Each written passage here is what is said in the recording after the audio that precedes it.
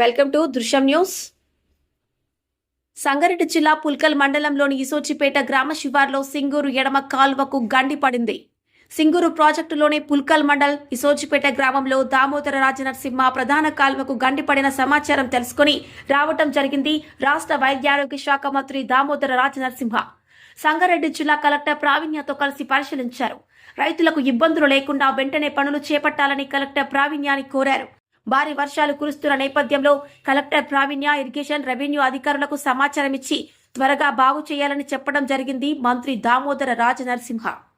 ఈ కార్యక్రమంలో మండల ఎంఆర్ఓ వంశీకృష్ణ, ఆర్ఎస్ సయ్యద్ సాబ్, కాంగ్రెస్ పార్టీ మండల అధ్యక్షుడు దుర్గారెడ్డి, గోవర్ధన్, దశరథ్ రెడ్డి, గణపతి, మాణిక్యం, ఆర్ రామచంద్రారెడ్డి, పి రామకృష్ణారెడ్డి, శ్రీకాంత్ గౌడ్, లక్ష్మారెడ్డి, గ్రామ పెద్దలు, యువకులు అందరూ కలిసి హాజరయ్యారు. సంగారెడ్డి డిస్ట్రిక్ట్ రిపోర్టర్ బిస్సామల్, దృశ్యం న్యూస్.